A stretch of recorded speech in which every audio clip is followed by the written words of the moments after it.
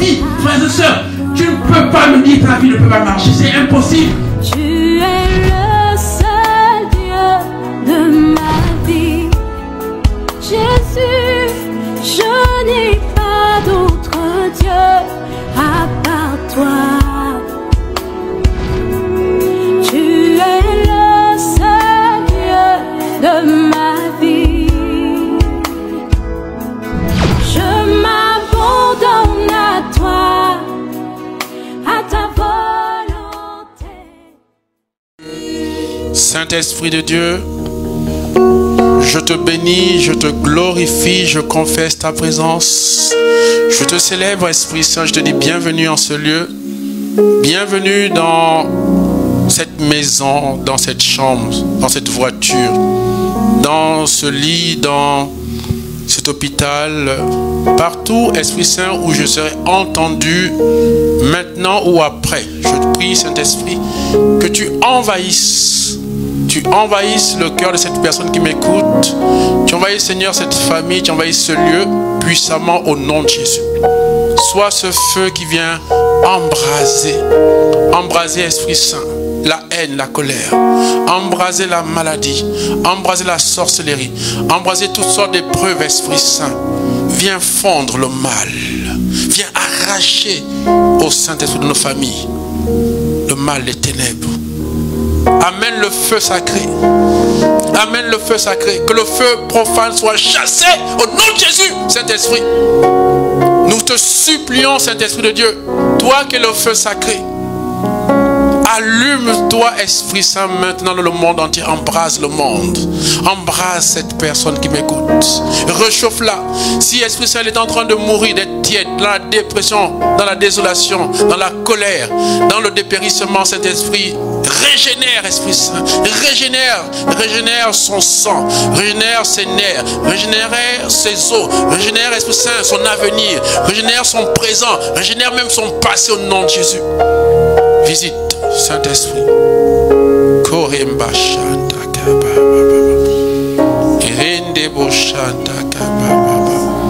Envahis, Esprit Saint. Envahis mes pensées. Envahis ma voix. Conduis, Esprit Saint, cette école, cet enseignement ce soir. Enlève de ma bouche, de mes pensées, ce qui ne vient pas de toi, Esprit Saint. Inspire-moi avec exactitude ce que je dois dire, afin que les vies soient impactées, délivrées, libérées, guéries, restaurées, Esprit Saint. Et amène le règne de Jésus dans la vie. Qu'il soit reconnu comme Seigneur et Sauveur. Que sa Seigneurie s'installe dans nos maisons, dans le monde. Que le Père soit glorifié par le Fils. Et que des œuvres de salut se manifestent au nom de Jésus. Je prie, Esprit Saint. Ce soir, nous avons entendu que voilà les signes, ceux qui auront cru en mon nom. En mon nom, ils chasseront les démons. Ils parleront des langues nouvelles. S'ils boivent un poison ou s'ils tiennent entre leurs mains, ça ne leur fera aucun mal. Ils imposeront les mêmes maladies, ils seront guéris. Oh, je prie ce soir, Esprit Saint, que ces choses se manifestent. Au nom de Jésus, au nom de Jésus, au nom de Jésus, au nom de Jésus. Toi qui m'entends, commence à recevoir. Là où tu es, sois rempli du feu de cet esprit. Qu'il te réchauffe. Si surtout tu es dans un pays où il y a l'hiver, en ce moment il y a des températures dans le monde très très froides. J'ai vu encore les moins 50, les moins 10, les moins 20. Que l'Esprit Saint te réchauffe là où tu es. Qu'il réchauffe ton corps, ton âme, ton esprit. Au nom de Jésus, reçois. Reçois. Reçois. Reçois. Saint-Esprit, dispose les cœurs. Dispose les cœurs. Que comme un avion qui décolle, fais-nous maintenant décoller dans une autre dimension. Une dimension où les écailles tombent des yeux. Où les malades sont guéris. Où les vies sont rachetées, restaurées. Où, Seigneur, Esprit Saint, ce qui est bloqué, se débloque au nom de Jésus. J'ai prié et nous disons tous Amen, Amen, Amen. Frères et sœurs, le thème d'aujourd'hui est vraiment très important. Je bénis et je donne gloire à Dieu pour cette série d'enseignements sur les familles. Donc je disais déjà, mercredi dernier, nous avons eu donc notre sœur Alexandrie Messani Elle n'est pas religieuse, bon, c'est le terme, c'est une sœur en Christ, d'accord. Et elle avait enseigné sur le thème, c'était « Ils n'ont plus de vin ».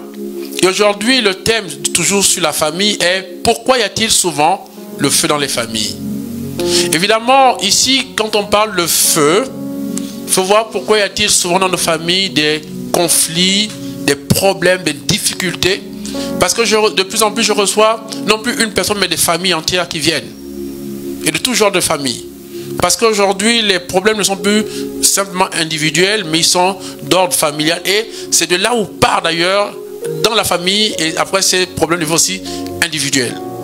D'où il est important de comprendre pourquoi, très souvent, et vous allez voir quasiment toutes les familles d'ailleurs, se retrouvent dans des problèmes quelquefois insurmontables. Où on voit des frères qui ne s'entendent plus. Même on voit des frères qui tuent leurs propres frères. Et souvent même la sorcellerie, elle est là-bas d'ordre familial. Le lieu souvent où nos problèmes commencent, où la sorcellerie commence, c'est au sein de sa famille. Alors je vais commencer par donner une définition sur, ici, si vous voulez, le terme de famille. Famille veut dire l'ensemble d'un père, d'une mère et des enfants qui forment un foyer. Évidemment avec des objectifs, une vue, une destinée commune. Amen. Et ici, frères et sœurs, j'aimerais m'arrêter sur le terme foyer. Quand on parle de foyer, le foyer c'est le lieu où le feu est gardé. Ça veut dire que dans une famille, il y aura toujours le feu. Vous allez comprendre pourquoi. Et j'aimerais faire un parcours, si vous voulez, biblique, d'accord, de comment on va voir que depuis la création même, il y a toujours eu dans les familles le feu, des difficultés, des conflits, et qui peuvent dégénérer même sur le meurtre, sur l'assassinat, sur la haine, sur des choses impensables, et qui peuvent hypothéquer des destinées. J'aimerais commencer par la première famille sur la terre, au niveau biblique. C'est la famille de Adam et Ève qui vont mettre au monde donc Caïn, Abel et Seth. Amen. Nous allons voir que dans cette première famille, nous allons commencer par parcourir, voir est-ce que déjà dans cette famille, déjà depuis la création même, est-ce qu'il y a eu des problèmes? Oui, il y a eu des problèmes justement. Des gros problèmes même. Des gros problèmes. Nous le voyons déjà dans Genèse chapitre 3, particulièrement le verset 12. Le problème déjà entre le père et la mère, entre Adam et Ève. Au commencement, lorsque Dieu a créé Adam et Ève, Adam a dit à Ève, voici l'os de mes os, la chair de ma chair. Comme on voit des personnes qui sont aimées dès le départ, qui ont fait des grands mariages, qui ont dépensé de l'argent, qui ont invité des amis. Et puis voilà que dans le chapitre 3 de Genèse, le verset 12, on voit comment Adam dit, c'est la femme que tu m'as donnée. C'est à cause d'elle que j'ai mangé le fruit. L'accusation. On voit comment il y a séparation. On voit comment à ce moment-là, les gens se tournent le dos.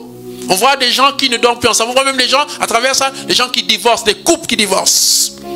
Et ça peut même prendre des dimensions entre le père et la mère, des actes de violence physique. Et on le voit déjà à partir de la première famille où effectivement Adam et Ève. Et le conflit ne finit pas là parce qu'en général, le conflit entre le père et la mère va affecter les enfants.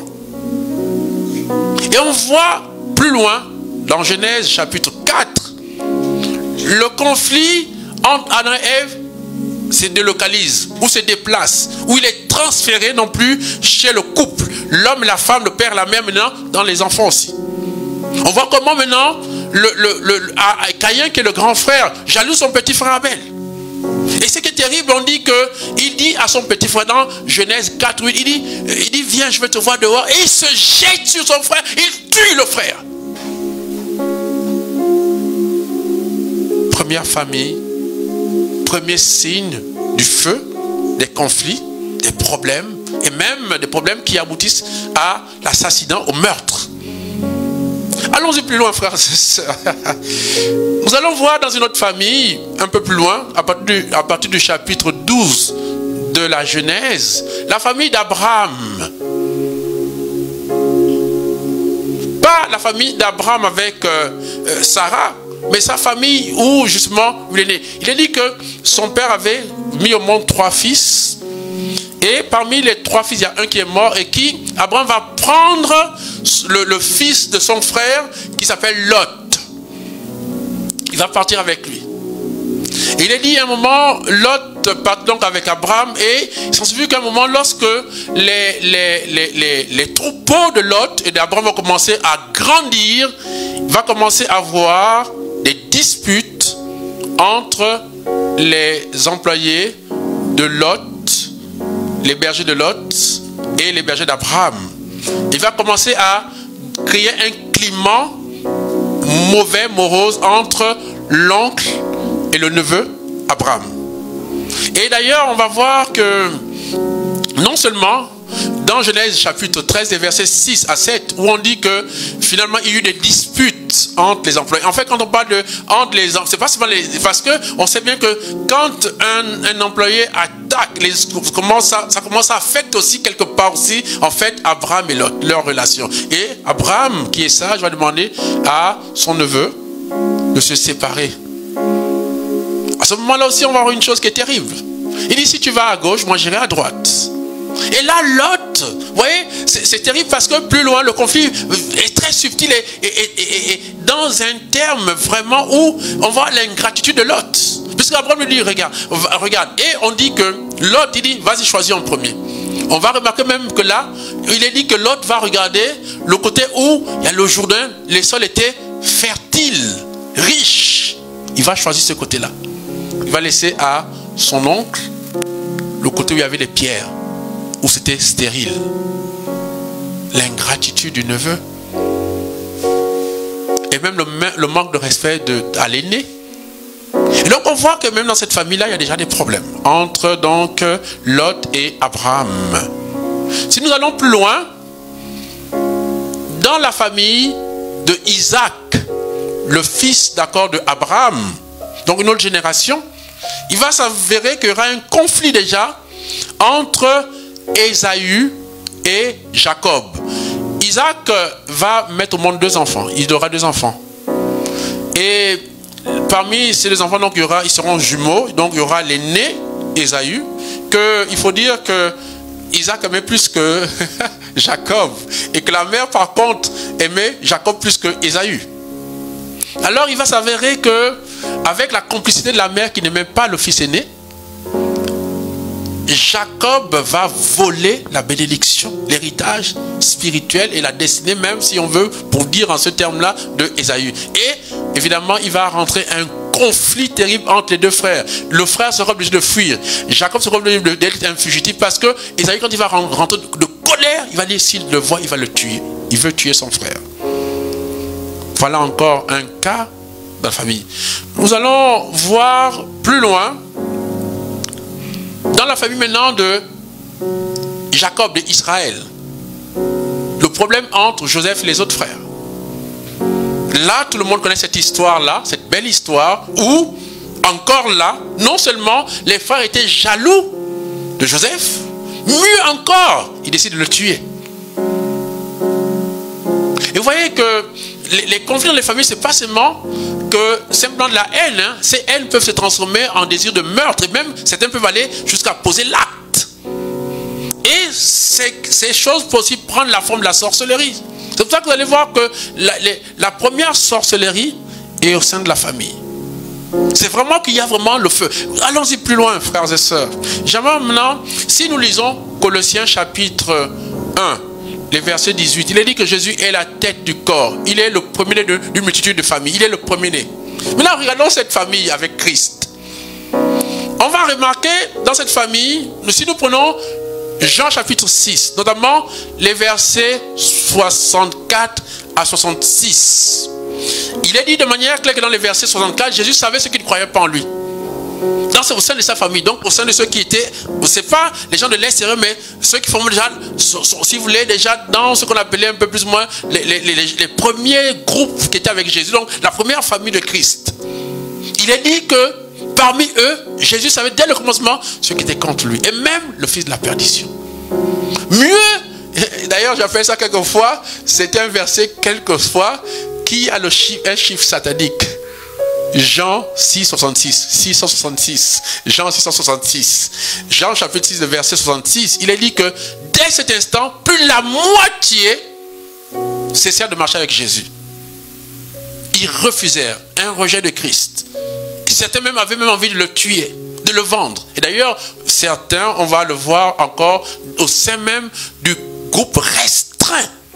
Judas va aller au bout, puisque finalement, il va livrer Christ. Ce n'est pas l'extérieur. Ce sont sa famille, les proches. C'est ses apôtres, parce que dans la Bible, on parle de la foule, on parle des 72, on parle des 12, on parle des 3, on parle même du 1. Mais c'est dans le groupe restreint, intime de Jésus. Ses propres fils, spirituels. Et là, on voit effectivement que Judas va aller il va vendre le maître, il va livrer le maître. Famille. Mais, allons-y plus loin. Là, je parlais d'un parcours terrestre. Faisons maintenant un parcours céleste. Frères et sœurs, la première famille de Dieu, Père, Fils, Esprit Saint, c'était avec les anges. La première famille, il n'y avait pas encore, les hommes n'étaient pas encore créés. Là, c'était la première famille de Dieu, le premier ciel. C'était avec les anges. Dieu était d'abord, il y avait le Dieu Père, Fils, Esprit Saint, avec les anges qui étaient créés. Notamment avec les 9 cœurs des anges. Nous savons que dans les 9 cœurs des anges, nous avons donc les séraphins, les chérubins, les trônes, qui vivent vraiment, c'est les gens qui sont dans le sein des saints. Le sein, les proches, dans le sein des saints, qui contemplent Dieu tous les jours, qui louent Dieu, qui adorent, vraiment, c'est le sein des saints, la crème des crèmes. Ensuite, nous avons plus bas, évidemment, nous avons les dominations, nous avons les puissances, nous avons les vertus. Ensuite, plus bas encore, comme j'avais expliqué la dernière fois, il y a les archanges, les principautés et les anges. Et voilà qu'il y a un certain séraphin, qu'on appelle le séraphin de feu. Le séraphin Luciferes. C'est-à-dire que Lux Lucis, c'est la lumière, le porteur de lumière. Lucifer. On le voit dans Apocalypse chapitre 12, le verset 7, où il est dit qu'il y eut une guerre dans le ciel. Michel et ses anges combattirent la bête, le dragon, l'antique serpent, qu'on appelle Satan, qu'on appelle l'adversaire. Voilà, donc on appelle ce séraphin de feu.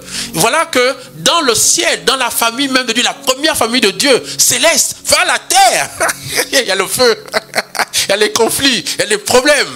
Voilà qu'un se rebelle, il s'appelle Lucifer. Et on dit qu'il partait avec près de le 1 tiers. Le 1 tiers des anges sont partis avec lui. Donc, scission, division, conflit. Et là, irréversible. Terminé. Plus jamais, pas de retour. Pas de réconciliation. Pas de pardon, terminé. Et mieux, désormais, il combat le Père. Et avec lui, toutes les œuvres du Père, notamment les hommes. Donc, nous allons voir effectivement que, déjà dans le parcours terrestre, depuis la première famille jusqu'à aujourd'hui, partout, le feu a toujours existé. Il y a toujours eu des problèmes, des difficultés, d'accord, des conflits, et même dans le ciel. Donc, c'est vraiment que, frères et sœurs, quand on parle de famille, c'est un ensemble de personnes, le père, la mère, les enfants, qui forment un foyer. Et quand on parle de foyer, il y a le feu. Et ce feu-là s'appelle aussi conflit, s'appelle épreuve, difficulté, tout ce que vous voulez, que vous rencontrez dans vos familles. Amen. Alors, mais finalement, la question de savoir, mais ça a quel sens? Comment Dieu peut permettre ça? Et pourquoi ce feu? Pourquoi ces conflits?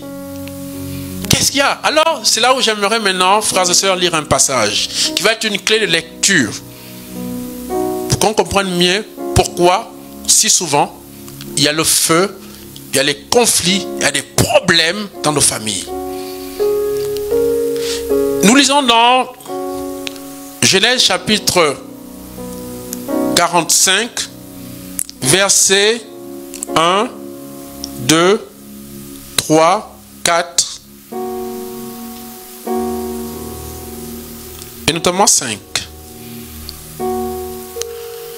Joseph ne put se retenir davantage devant tous ceux qui étaient présents autour de lui. Alors il donna cet ordre. Faites sortir tout le monde d'ici.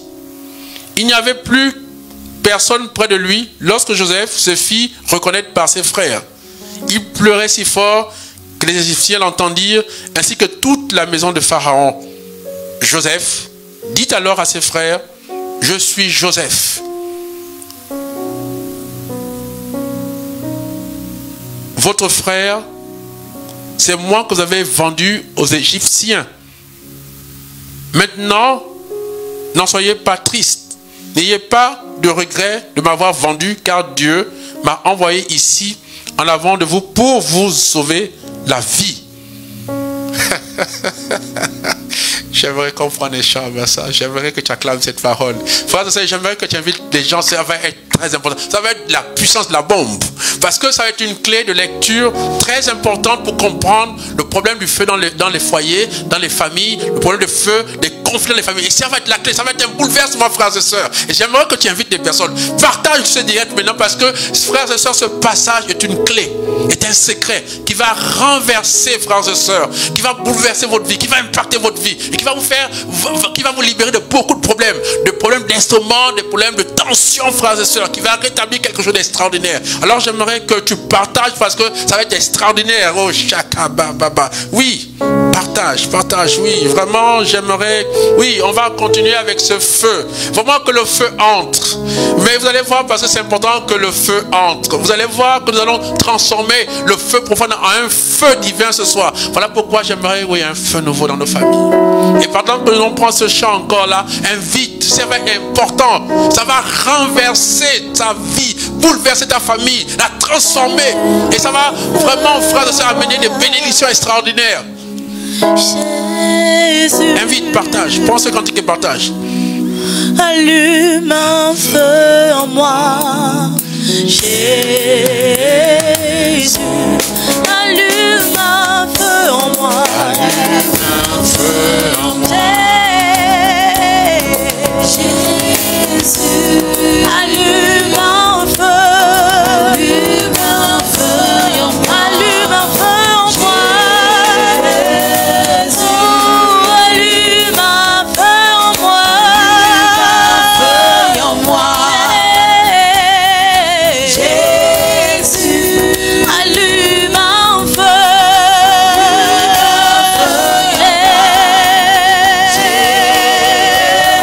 Allume, allume, allume, allume un feu. Jésus.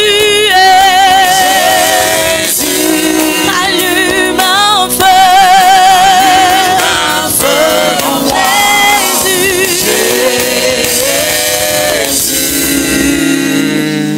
Feu en moi, feu en moi, feu en moi, feu en moi, feu en moi, Jésus.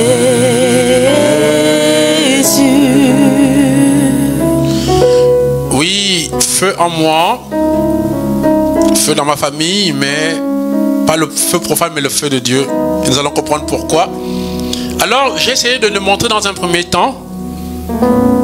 Pourquoi, en fait, on va voir, je fais par contre un parcours, je fais une description, une relecture, si vous voulez. Effectivement que dans toutes les familles, il y a le feu. Dans toutes les familles, il y a les conflits. Dans toutes les familles, il y a les difficultés. Aucune famille n'est épargnée, même pas celle de Dieu. Et j'ai montré que déjà sur terre, depuis la première famille jusqu'à aujourd'hui, jusqu'à nos familles, c'est normal, c'est tout à fait, vous allez comprendre que c'est normal et qu'il n'existe aucune famille qui ne va dire qu'elle n'a pas, qui ne puisse pas connaître des difficultés. Il y a le feu partout. Toutes les familles ont des problèmes. Et certaines familles, ce feu ou ce conflit peut être plus expressif. Ça peut être plus terrible. Ça peut être vraiment que ça peut arriver à des proportions comme on a vu avec Caïn et Abel où il y a même des meurtres. Je me souviens, frères et sœurs, d'une famille, je l'avais déjà témoigné ici, 2 jeunes sœurs. Et certainement se retrouver parce que c'est très fréquent. Il y a une qui avait fait des très très bonnes études. Et il y a une qui, malheureusement, l'aînée n'avait pas fait de bonnes études. La petite sœur qui a fait les bonnes études avait commencé à donner de l'argent à la grande sœur pour faire du commerce, vendre du poisson fumé. Et voilà que celle qui avait fait les bonnes études et qui aidait sa grande sœur par amour, vraiment elle donnait tout l'amour, tous les moyens financiers parce qu'elle aimait sa grande sœur. Mais la grande sœur dans sa tête, c'est que la petite sœur avait volé son étoile. Comme c'était l'audition, elle a volé mon étoile. Elle a volé mes chances. C'est moi qui devais être à sa place. Alors la grande sœur envoyait son fils, donc le neveu de la petite sœur, donc qui est en Afrique, on ne dit pas de neveu, donc le fils de la petite sœur volait le slip. Il a volé le slip de la petite sœur, il a donné à sa mère, donc la grande sœur, qui est allée voir des marabouts et qui a fétiché sa petite sœur. Et à ce moment-là, des problèmes ont commencé dans la famille de sa petite sœur, des problèmes de santé, problèmes de relations avec les hommes, et mieux encore, sa fille qui était toujours première en classe. À chaque année, elle ratait le bac. Pourtant, première de classe, hein, brillante, mais dès qu'elle avait l'examen, elle ratait le bac à cause du slip que la grande sœur avait volé. Donc, frères et sœurs, quand on parle de sorcellerie familiale, ça existe et c'est réel. Je suis bien placé pour ça. J'entends les choses, je reçois, je fais de la pastorale, ça fait un moment, et c'est vrai. Ça ne date pas d'aujourd'hui, depuis déjà Adam et Ève. Caïn et Abel, frères, même père, même mère, même sang. Donc ça existe. Et souvent, les premières difficultés que l'on rencontre, c'est au sein de notre famille. C'est d'abord l'intérieur. L'intérieur est plus dangereux que l'extérieur. Parce qu'encore, tu te méfies pas de l'intérieur parce que tu te dis c'est mon frère, c'est ma soeur. Tu te méfies encore de l'extérieur. Or, en général, Jésus, c'est pas à l'extérieur, c'est dans ses enfants. Judas était le fils de Jésus qu'il a vendu. Donc c'est réel.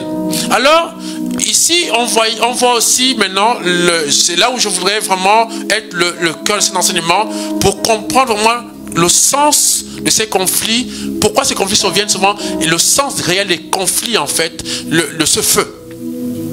Alors on voit, j'ai rappelé que donc l'histoire de Joseph, nous parlons de Joseph ici, là. Joseph qui était le fils d'accord de Israël ou de Jacob, le fils qu'il aimait le plus, qu'il gâtait. Et le fait que le papa l'aimait et qu'il le gâtait, et puis de surcroît quand il faisait des rêves qui montraient clairement qu'il allait être quelqu'un de grand dans la famille, évidemment la jalousie, la sorcellerie familiale s'est levée contre lui. Et pas seulement qu'ils ont voulu simplement de la jalousie, simplement que la jalousie comme ça, non, ils sont passés à l'acte. Ils avaient décidé de le tuer. Heureusement qu'un des frères quand même a dit quand même, c'est quand même notre sang. Il ne faut pas faire couler le sang, il faut mieux le vendre. Ils l'ont vendu aux Égyptiens. Et là, après plusieurs années, donc, si vous voulez, Joseph, c'est à 13 ans qu'il part de la famille. Et là, Joseph a autour maintenant, on va dire, 17 ans à peu près c'est passé. Donc, il a à peu près autour, on va dire, de 30 ans à peu près maintenant. Donc, 17 ans de souffrance, d'épreuve, séparé de sa famille. Et voilà que, finalement, la clé, ou, si vous voulez, le sens de pourquoi il y a eu ces conflits, pourquoi il y a eu cette jalousie, pourquoi il y a eu cette sorcellerie familiale. Et c'est là où tout c'est de nous maintenant. Donc, ils arrivent. Donc, Joseph, il vient, il y a une famine dans toute la région. Le seul endroit où il y a la nourriture, c'est en Égypte. Et grâce à qui? Grâce à Joseph. Parce qu'encore, si Joseph ne serait pas venu en Égypte, évidemment, même l'Égypte n'aurait pas eu de nourriture. Et si l'Égypte n'aurait pas eu de nourriture, toutes les régions, même Israël et ses enfants seraient morts aujourd'hui. Amen. Alors Joseph, qui est un homme de Dieu, finalement même lui finit par comprendre le pourquoi du feu dans sa famille, le pourquoi de la jalousie de sa famille, des problèmes qu'il a rencontrés. Et lui-même, il réalise cela, puisqu'il le dit clairement, il dit, je suis Joseph que vous avez vendu aux Égyptiens. Mais regardez, il dit, maintenant, non, je n'ai pas triste. Il n'a aucune colère par rapport à ses frères, aucune envie de vengeance. Il dit, ne soyez pas triste. Pourquoi? Il dit, clairement, et finalement, il comprend que, Joseph comprend de manière claire, frères et sœurs, ici, maintenant que, il dit, car Dieu m'a envoyé ici, en avant. Il dit, en avant, de vous, pour vous sauver la vie.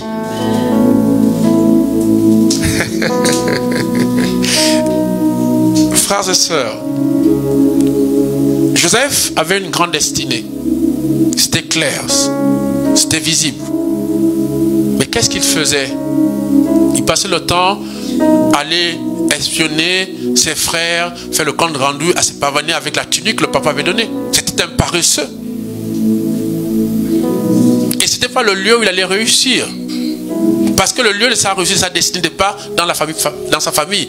Il aurait fallu que Dieu crée une atmosphère. Dieu crée un feu. Dieu crée des conflits pour pousser Joseph à aller en Égypte. Parce que pour certaines personnes, Abraham avait entendu, il était docile. Dieu a dit, quitte ton pays, ta famille, parce que c'est pas là-bas, c'est là-bas où tu vas prospérer. Et Joseph n'arrive pas à comprendre. Il était têtu, il était jeune, inconscient, donc il aurait fallu un coup de pouce. Dieu s'est servi de ses frères pour l'expulser de la famille, pour le pousser en Égypte, parce que le lieu de sa destinée, de sa prospérité, de son élévation, c'était l'Égypte, pas dans sa famille. Frères et sœurs, nous allons faire une relecture aussi de tous les autres conflits dont nous avons énuméré. J'aimerais partir du conflit Adam et Ève. Adam et Ève, frères et sœurs, quand Dieu crée Adam et Ève, dans Genèse chapitre 1, verset 28, il dit, soyez féconds, Dieu les bénit, il dit, multipliez-vous, soyez féconds, il dit, remplissez la terre. Remplissez la terre. Éden n'était pas la terre. La destinée d'Adam et Ève n'était pas de rester à Éden. Ils étaient chargés, maintenant qu'ils étaient le premier homme, la première femme, était chargé de remplir la terre. Oh, frères et sœurs, Éden était une zone de confort. Ils avaient tout. Ils n'avaient même pas encore d'enfants. Ils étaient contents. Ils étaient des enfants gâtés.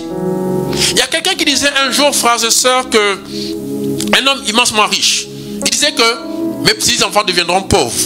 On dit pourquoi? Il dit parce que les hommes forts créent des situations faciles. Et comme c'est des situations faciles, ceux qui viendront après lui seront des paresseux. Donc ils vont détruire la richesse. Et donc ceux qui viendront après eux seront obligés de recréer la richesse. Quand un homme est riche, frères et sœurs, il crée tout, il crée de la richesse, ses enfants seront paresseux. Ils ne vont pas multiplier, ils vont se complaire à être contents, à jouir, je suis l'enfant de papa, à ne pas créer la richesse. Et donc eux, ils vont gaspiller, détruire le bien du père, de telle sorte que les petits enfants qui viendront après eux seront pauvres. Et ils vont devoir recommencer. Frères et sœurs, le père d'Adam et Ève, qui était Dieu, l'or et l'argent lui appartenaient. On dit que même les eaux qui étaient là-bas étaient remplies d'or, de diamants. Ils avaient tout. Donc ils avaient une vie facile. Donc c'était des paresseux. Dieu ne voulait pas qu'ils restent à Éden. Dieu voulait qu'ils sortent d'Éden pour multiplier la terre. Comment multiplier la terre s'il restait à Éden? Dieu a créé. Pendant que le serpent, pendant qu'il était plus intelligent que Dieu. Voilà pourquoi, frères et sœurs, une fois dans le Talmud, le Talmud, c'est-à-dire la tradition exégétique de la Bible par les Juifs, ils disent que lorsque le serpent dit à Dieu que la créature que tu as faite là, l'homme là, il va te tourner le dos. Il va te trahir. Dieu avait dit, avant même qu'il me trahisse, j'ai déjà trouvé une solution à son péché. Dieu fait ça. C'est le serpent qui croit être malin, qui pensait qu'en fait, en détruisant Adam et Ève, il avait détruit la destinée, il avait détruit Adam et Ève, qu'il avait fait du tort à Dieu. Il ne savait pas que Dieu avait anticipé que ce conflit qu'il créait allait pousser Adam et Ève à multiplier la terre, parce qu'ils étaient destinés à multiplier la terre, à porter la vie. Allons-y plus loin, frères et sœurs. Dans le conflit d'Abraham et Lot, oh Shakanda, Lot, évidemment, il commence à prospérer. Tout va bien, ils sont là, ils sont dans une zone, frères et sœurs, très intéressante. Et une zone de péché, parce que c'était dans la zone de Sodome et Gomorre. C'était la zone de Sodome et Gomorre. Parce que là où ils sont à côté de Sodome et Gomorre. Dieu avait vu que cette zone-là, Sodome et Gomorre, là où avait choisi Lot, il devait avoir le péché là-dedans. Donc, en fait, quand le conflit arrive et qu'il faut se séparer, Adam dit, bah, écoutez, il faut qu'on choisisse. S'il y a un qui reste là, où c'est fertile, où il y a tout, c'est fertile, l'autre ira, évidemment, l'endroit. Et l'autre choisit l'endroit qui était fertile, qui était riche, et il pousse l'oncle à aller à l'endroit où il y avait des pierres. Or, Alors, l'endroit qui était fertile, qui était facile, en fait, vous voyez la facilité, c'était Sodome et Gomorrhe. Un lieu qu'elle allait détruire plus tard. Dieu avait vu. Alors Abraham, humble, accepte. Et à un moment, Abraham qui regarde le sol, qui voit que des pierres. Dieu dit à Abraham, oh Shakababa, Genèse 13, 14, 15, il dit lève les yeux. Là où Lot avait vu les pierres, Dieu dit regarde le pays que je te donnerai. Il dit regarde cette nation, regarde comment elle fleurit. Là où Lot avait vu les pierres, Dieu avait vu un pays, une nation. Et voilà pourquoi, frères et sœurs, s'il n'y avait pas eu ce conflit, Abraham ne serait jamais entré, frères et sœurs, dans cette destinée, cette terre que Dieu avait promis. D'où il fallait qu'il y ait ce conflit entre Lot et lui. D'où il fallait que Lot choisisse la bonne part. Mais ceux qui croyaient la bonne part n'étaient pas une bonne part. Voilà pourquoi il a pris la facilité, parce que la bénédiction se construit dans les difficultés, dans les pierres. Je parle à quelqu'un ce soir. Allons-y plus loin, frères et sœurs. J'aimerais parler maintenant de la famille de Christ. Pour aller plus loin, avant de revenir sur Joseph. Dans l'exultète, on dit heureuse faute qui nous a valu le salut. Heureuse faute qui nous a valu le salut. On exalte la faute de Judas qui a valu Christ. Parce qu'il dit il fallait qu'il joue son rôle. En vendant Christ, Judas ne savait pas qu'il poussait Christ à la résurrection. Quand le Sénadrin le vend Jésus, quand il complote contre le Christ, quand il pousse Jésus à aller vers la croix, ils ignoraient que la croix n'était pas le lieu de la malédiction comme à l'époque. Parce que dans la tradition juive, dans le livre de Lévitique, la croix était le lieu où, quand tu étais maudit par les hommes et par Dieu, on te mettait sur la croix. C'était une abomination, la croix. Or, ce lieu d'abomination, par Christ, est devenu un lieu de résurrection, de bénédiction, de salut, de guérison, de restauration de vie. Frères et sœurs, j'aimerais parler à quelqu'un ce soir que ce que tu vois comme problème, voilà pourquoi Romains 8, 28 dit tout concourt bien de ceux qui aiment Dieu. Vous allez voir que tous ces hommes qui ont eu des difficultés, qui ont été victimes de conflits de leur famille, n'ont jamais désespéré de Dieu. Comme dit Marc chapitre 11 verset 22, il dit ayez foi en Dieu. Ils n'ont jamais trahi Dieu, ils n'ont jamais tourné le dos, ils sont restés avec le Seigneur, fermes dans leur foi. Ils ont eu confiance en Dieu. Mon frère, ma soeur, ce que tu vois aujourd'hui, que tu traverses dans ta famille, derrière ça il y a quelque chose, il y a Dieu dedans. Dieu sait ce qu'il fait. Tu as juste l'aperçu d'une partie, mais Dieu a le plan global. Toi tu as une vision étroite du plan, mais Dieu a un plan global. Voilà pourquoi Dieu dit clairement dans Jérémie 29, on dit je connais les projets que j'ai formés pour toi. Non pas les projets de malheur, mais les projets de bonheur. Pourquoi? Parce que quand dans ces projets-là, tu auras tendance à voir le malheur. Voilà pourquoi ils disent non pas des projets de malheur, mais de bonheur. Pourquoi? Parce que le feu dans les familles, les conflits que nous voyons, frères et sœurs, apparaissent comme un malheur, mais ce n'est pas un malheur. Parce que Dieu ne fait pas le malheur. Mais ça passe par ça.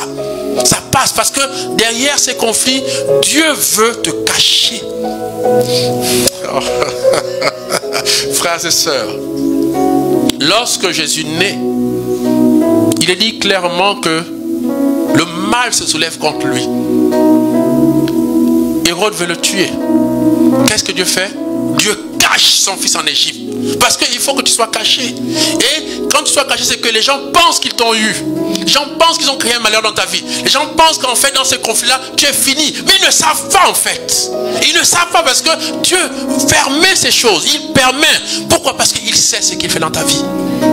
Voilà pourquoi j'aimerais te dire, ma soeur, quand tu entres en conflit avec tes frères, ta famille, n'aie jamais la haine pour tes frères, ni pour ta mère. Ne traite jamais de ton père de sorcier, ni de ta mère.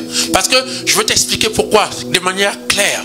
Tu vas comprendre que même ceux que tu crois être le sorcier de ta famille, même si c'est un vrai sorcier, même si tu vois, lui aussi fait partie d'un plan.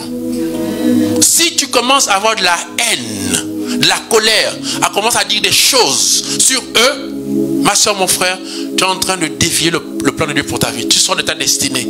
Voilà pourquoi il ne faut pas regarder vers les obstacles, mais vers le sommet. Malgré tout, avance. Dieu sait ce qu'il fait dans ta vie. Parce que, tu sais, frères et sœurs, si les gens savent qui tu es, dès le départ, tu ne vas jamais atteindre ta destinée. Ils vont te tuer avant l'heure. Voilà pourquoi quand ils pensent qu'ils t'ont fait du tort, quand ils pensent que tu n'es rien, qu'on t'a humilié, on t'a méprisé, que voilà on t'a vendu, c'est fini pour toi, justement, et c'est là où ils ne savent pas. Parce que Dieu, justement, dans la kénos, dans Philippiens chapitre 2, versets 6 à 11, celui de condition divine, ne rejette pas jalousement le rang qu'il est à Dieu. Mais il s'est anéanti, prenant la condition d'esclave. Jésus, esclave, humilié, devenu esclave, mis sur la croix. Et parce qu'il était humilié, il s'est rabaissé. C'est pourquoi, oh, c'est pourquoi Dieu l'a souverainement élevé. Il a donné le nom qui est au-dessus de tout nom, afin qu'au nom de Jésus, tout genou fléchisse, que toute langue confesse que Jésus est Seigneur à la gloire de Dieu le Père. Mon frère, quand les membres de ta famille te rabaissent comme Christ, quand ils pensent qu'ils t'ont humilié, à cause de ça, Dieu te donnera le nom au-dessus de tous tes frères et sœurs. Toi qui es humilié aujourd'hui, toi qui penses que c'est un malheur, Dieu te cache de quelque chose. Voilà pourquoi Saint Paul dit en toutes circonstances, bénissez Dieu. Bénissez Dieu, bénis Dieu pour ce que tu vis. Ce n'est pas un malheur, Dieu a le contrôle. Mais pourquoi je vais aller plus loin? Oh, j'aimerais que quelqu'un dise gloire à Dieu. Parce qu'il n'y a que Dieu qui est capable de faire des choses aussi belles. Parce que quand justement, les frères et sœurs, le feu dans les familles, c'est pour cacher les destinées. C'est pour cacher les héros. Vous allez voir, frères et sœurs, que c'est important. Parce que le feu que tu crois est un feu de bénédiction. Et c'est pour qu'aussi les gens pensent de l'extérieur que ta famille est détruite. Or, Dieu sort quelqu'un, qu'on l'enlève, et que les gens disent, vous voyez, la famille est divisée, ils sont finis. Or, cette personne qui sort précède, comme Joseph. Il précède, il va en avant pour sauver toute la famille.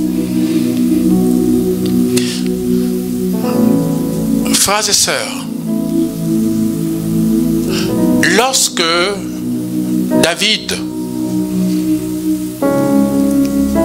va combattre contre Goliath, il est dit que David prend des pierres, mais pas n'importe quelle pierre. On dit qu'il va prendre dans le torrent, dans le ruisseau, 5 pierres. Frères et sœurs, si vous avez remarqué, les pierres du torrent ne sont pas comme les autres pierres, elles sont lisses. Quand tu prends une pierre qui n'est pas dans le torrent, tu la prends, tu jettes sur quelqu'un, ça fait la bosse. Mais ça ne s'enfonce pas. Or, il est dit que quand David prend les pierres du torrent, quand il a lancé la pierre, elle s'est enfoncée dans le front de Goliath et Goliath est mort. Une pierre hors du torrent ne peut pas tuer le géant. Ça peut donner la bosse au géant, mais ça ne tue pas. La seule pierre capable de tuer les géants, c'est celle qui est prise dans le torrent. Et, frères et sœurs, on voit le torrent, on dit c'est 5 pierres. Ça veut dire quoi? C'est le symbole de la famille, parce que ce n'est pas une pierre seule. Pourquoi? Pour symboliser qu'en fait, vous allez voir que qu'est-ce qui se passe dans le torrent? Dans le torrent, il y a deux choses. Il y a la dynamis. Il y a la puissance du torrent. C'est-à-dire que le torrent, frères et sœurs, coule. Et donc, il y a la dynamis. La dynamis, frères et sœurs, c'est le Saint-Esprit. C'est le souffle de Dieu. C'est la puissance de Dieu qui conduit, qui dirige. Dans Marc 4.1 ou dans Luc 4.1, il dit Jésus fut conduit par le Saint-Esprit. Romains 8.14 dit que les fils de Dieu sont conduits par le Saint-Esprit. Donc, la dynamis, c'est le Saint-Esprit qui conduit les vies. Frères et sœurs, voilà pourquoi ceux qui marchent par la foi, comme Joseph, comme Abraham, comme Jésus, d'accord, sont conduits par le Saint-Esprit. Et ils font confiance en Dieu. De telle sorte que, frères et sœurs, cette dynamis, c'est aussi un feu. C'est un feu. Amen. De telle sorte que ce feu va affiner les choses. Parce que la dynamique du torrent, frères et sœurs, va faire en sorte que, en soulevant les pierres, elles vont se cogner les unes contre les autres. En se cognant les unes contre les autres, c'est ce frottement des autres là qui polit les pierres. C'est dans les conflits de famille que tu es affiné, tu es poli, tu es préparé, disposé pour être un tueur de géants. Oh, j'ai franc, frères et sœurs. La pierre hors du torrent ne tue pas des géants. Elle ne peut pas s'enfoncer dans le géant. Pour tuer un géant, il faut qu'elle s'enfonce dans son front. Il n'y a que les pierres du torrent qui peuvent, frères et sœurs, tuer les gens parce qu'elles s'enfoncent. La pierre du torrent peut donner la bosse, mais pas tuer. Voilà pourquoi vous allez voir, frères et sœurs, c'est que le torrent, il prend 5 pierres, c'est le symbole de la famille. Pourquoi? Parce que c'est les pierres qui ont été conduites par l'Esprit Saint, par ce feu de l'Esprit, d'accord? Et qui, au fur et à mesure, dans ce feu de l'Esprit qui est puissant, d'accord? Il y a des frottements. On se cogne. On se choque. Mais ces chocs-là, frères et sœurs, c'est au fur et à mesure nous affine. Pourquoi? Parce que, frères et sœurs, le lieu où tu te prépares, tu te destines à être grand, c'est d'abord dans la famille. Si tu rates l'épreuve de la famille, tu rates ta destinée. Ton premier apprentissage, où on t'éprouve, où on te polie, on te dispose à être entre les mains de David pour tuer les géants, c'est la famille. Donc, quand tu rates le test de la famille, tu rates ta destinée. C'est pour ça, frères et sœurs, vous voyez, il faut que nos familles soient guidées par le Saint-Esprit, par Dieu. Il faut que nos familles ouvrent leurs portes. Comme on dit, ouvrez-vous portes éternelles qui rentrent le roi de gloire. Voilà pourquoi on a dit, élève l'agneau de Dieu. Il faut l'élever dans ta vie, il faut l'élever dans ta famille. Il faut ouvrir, frères et sœurs, les portes de nos familles à Christ. À Dieu. Dieu doit avoir la première place. Le Saint-Esprit doit nous conduire, frères et sœurs. Nous devons marcher par la foi, nous devons faire confiance à Dieu, afin que Dieu qui dirige les choses, lui qui est la dynamique, lui qui est le vrai feu. Parce que, frères et sœurs, il faut savoir une chose. Si Dieu n'est pas dans votre famille, quelqu'un d'autre sera dans votre famille. Il n'y a pas de choix. Parce que la famille, c'est une maison, c'est une demeure. C'est le lieu où vient entrer quelque chose. Amen. Soit c'est Dieu ou c'est l'autre. Soit c'est Dieu ou c'est le serpent. Vous devez faire un choix, frères et sœurs. Il est temps que les familles le comprennent. Il est temps que les familles se mettent. Voilà pourquoi j'ai vu des familles qui viennent en groupe me voir. On fait un travail. Ils apprennent à ouvrir leur cœur, leur maison à Christ. Et Christ transforme les vies. Et ils réalisent que Christ ouvre les yeux. Ils se rendent compte que les problèmes dans les familles, les difficultés dans les familles, n'est pas d'un problème. C'est un lieu de transformation. Parce que, frères et sœurs, excusez-moi, les conflits de l'extérieur sont plus terribles que dans la famille. Parce que vous allez aussi rencontrer les problèmes plus graves que ça. Si dans ta famille, tu gères un frère, deux sœurs, si tu es disposé à devenir président, tu vas gérer des millions de personnes. Mais si tu n'as pas appris à gérer les personnes, voilà, vous allez voir que dans la dynamique de Joseph, avant de gérer un pays, nation, il a d'abord géré une maison, celle de Potiphar. Et dans celle de Potiphar, il a appris à se rendre compte que quand tu es chef, tu peux être jalousé par la femme de Potiphar.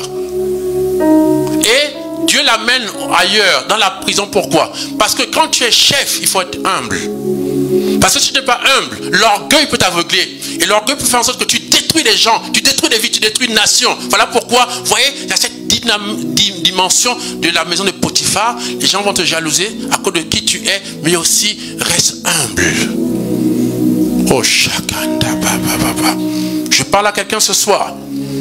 C'est pour cela, vous allez voir, frères et sœurs, c'est que vous ne vous rendez pas compte que le frère sorcier en question, la mère sorcière en question, le père sorcier en question font partie d'un plan de Dieu pour ta vie.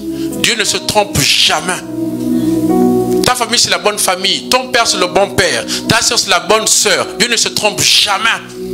Dieu ne peut pas te mettre dans une famille dans laquelle il sait que tu ne vas pas accomplir ta destinée. Au contraire, le problème pourquoi? Parce que dans Jérémie chapitre 1 verset 5, il dit, avant que Dieu soit dans le ventre de ta mère, je te connaissais, j'étais choisi et établi. Jean 15, 8 ou 15, 16, il dit, je vous ai choisi pour que vous portez du fruit, un fruit qui demeure. Donc Dieu nous choisit, il nous établit là, il nous met là, et il sait que ce père est comme ça, il est coudou, il est gros, il est vert, il est jaune. Ta soeur c'est pareil, cette soeur là, Dieu connaît, il sait qui elle est, parce que c'est lui qui l'a mis là. Dieu ne se trompe pas de famille, ne jalouse pas une famille. Si tu arrives dans une famille pauvre, Dieu sait pourquoi tu rentres dans une famille pauvre. Dieu ne se trompe jamais. Il dit avant que tu sois dans le ventre de ta mère, je te connaissais. Nous sommes tous, frères et sœurs, une élection. Parce que dans chaque personne, autant toi tu étais choisi, autant le père, la mère, tout le monde était, nous sommes tous des élus. Mais des élus comme en plus, des élus disposés pour être des champions. Pourquoi? Parce que chaque personne qui est née, même celui qui est issu de la trisonomie 21 ou 18 dans ta vie, même le fou, mon frère, c'est quelqu'un qui était prévu préparé pour être un champion. Pourquoi? Chaque fois que quelqu'un met au monde, les parents, le père, en ayant le rapport sexuel avec ta maman, a éjaculé au moins 4 millions ou 5 millions de spermatozoïdes. Ça veut dire que il y a quand toi tu nais, vous avez été au moins 5 millions, 4 millions de personnes à courir dans la chaleur du liquide de la maman vaginale. Le sperme se bat, il y a eu des coups, même déjà là, dans le début, les queues de spermatozoïdes giflent, il se bat, il court, les coups de coude pour se plonger. Oh, je parle à quelqu'un, tu étais fait.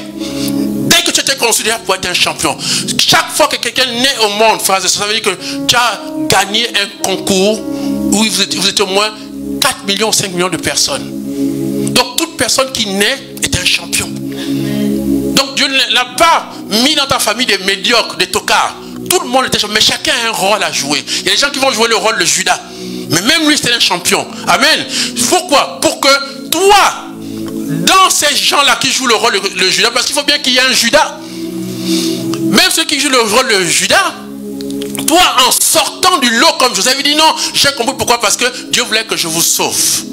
Ça veut dire qu'il aurait voulu que Judas te pousse en Égypte. Si Judas n'était pas là, tu n'allais pas pousser en Égypte. Donc, même ta réussite est contribuée, d'accord, par le Judas en question. Parce que lui aussi, il était préparé, il est bon dans son élément. Il fallait qu'il soit Judas. Il était disposé. Ce son leadership d'être un Judas. il est bon. Il a bien joué son rôle. Il t'a poussé à ta destinée. Donc maintenant, toi, quand tu sors du lot, sauve toute la famille. Tu commences à avoir la haine. Pourquoi? Il a contribué à ton élévation. Si tu n'étais pas là, tu n'allais pas être ce que tu es aujourd'hui. Donc tu vois bien que tout le monde qui a un rôle à jouer, et tout le monde joue son rôle, tout le monde est un champion, mais c'est toi qu'on a dit, bon, tu vas voir, tu vas être le buteur, on va te mettre au premier banc là-bas, tu vas être le Messi, le Ronaldo, ou ce que tu veux, mais ça ne veut pas dire que tu es mieux que les autres. Tout le monde a contribué. Il fallait bien qu'il y ait un qui joue aussi un rôle. Il fallait bien qu'il y ait quelqu'un, quand tu es né, qui te suit, qui enlève les couches, qui enlève tes odeurs, tes pipis, tes caca. Il fallait bien quelqu'un comme ça, mon gars. Il fallait bien quelqu'un qui donne le sein. Tu n'allais pas mourir. Donc, tout ce monde-là, même cette femme que tu dis que non, elle est une sorcière, si elle aurait voulu te manger, elle t'aurait mangé quand tu étais petit. Elle aurait fermé les cuisses. Tu serais morte aujourd'hui. Donc, tu vois, quand tu maudis ton père, ta mère, que tu vois, tu maudis Dieu que tu ne vois pas parce que tu es irrespectueux. Tu honoreras ton père et ta mère. Tes frères séparés, bénis-les. N'aie aucune haine pour quelqu'un. Quand tu as la haine, tu sors du cadre de la destinée. Tu es exclu. Tu échoues parce que c'est un test. Quelqu'un m'entend ce soir ou pas? Parce que le cœur que tu as, il est... Le cœur que tu as, il a été fabriqué pour recevoir un type de carburant qui s'appelle l'amour. L'amour, c'est le feu qui vient de Dieu. C'est le feu sacré. Voilà pourquoi Romains 5 dit que l'amour de Dieu est répandu dans le cœur par le Saint-Esprit. Or, si tu n'as plus dans ton cœur le carburant qui vient de Dieu, tu as le carburant qui vient de l'autre. Amen. Donc, ça veut dire que tu casses le moteur de ta vie, de ta destinée. Parce qu'il faut être passionné, il faut avoir un cœur. Il faut être un gars qui est passionné, qui a le feu en lui. Comme dit Jean 2,17, le zèle t'amène brûle mon cœur. Il faut des passionnés. Joseph était un passionné. Il n'y a rien de grand sans la passion. Et la passion vient d'un cœur rempli de feu. Et le feu de l'amour, qui n'a aucune haine. Voilà pourquoi Joseph dit, mes frères, ne soyez pas tristes. J'ai compris, finalement. Il avait compris que Dieu l'avait envoyé en anticipation pour sauver. Et que donc, ses frères ont joué un rôle. Oh, nous allons prier, frères et sœurs. J'aimerais que tu commences à élever la voix, à bénir Dieu pour ta famille. Quel que soit le père que tu as, quelle que soit la mère que tu as, commence à libérer ton cœur. Sors de ton cœur le mauvais juge. Sors de ton cœur la haine pour ton père et ta mère. Parce que tous, ce sont des champions qui jouent un rôle, qui font partie d'un plan de Dieu. Et tu es là, c'est grâce à eux. Et que quand tu combats ta famille, quand tu combats ton père, quand tu les détestes, tu es en train d'hypothéquer ta propre destinée. Et si tu contremènes ta propre destinée, tu es en train de tuer même ta propre famille. Si Joseph avait eu de la haine pour sa famille, il n'allait pas devenir gouverneur. Même ses frères seraient morts, même lui serait mort aujourd'hui. Donc quand tu as la haine, tu te tues toi-même et tu tues tout le monde. La haine, ton cœur est fait pour le feu nouveau qui est le Saint-Esprit de Dieu. Alors je te commence à bénir, élève la voix, bénis ta famille, bénis, bénis, bénis. Bénis cette mère, bénis ce père, bénis ce frère. Même si quelquefois ils sont difficiles à comprendre, c'est normal. Parce que le mystère doit être resté caché, même pour toi-même. Quand Dieu a créé la femme, il a fait dormir l'homme. Parce qu'il y a des mystères qui doivent être restés cachés. Tu ne dois pas savoir qui est qui. Même toi, Dieu cache. Parce que tu ne dois pas voir tout. Parce que c'est Dieu qui est le plan global. Chacun de nous a une portion du plan. Alors bénis, bénis, bénis. Élève la voix. Bénis. Seigneur, je te bénis pour mon père. Seigneur, je te bénis pour ma mère.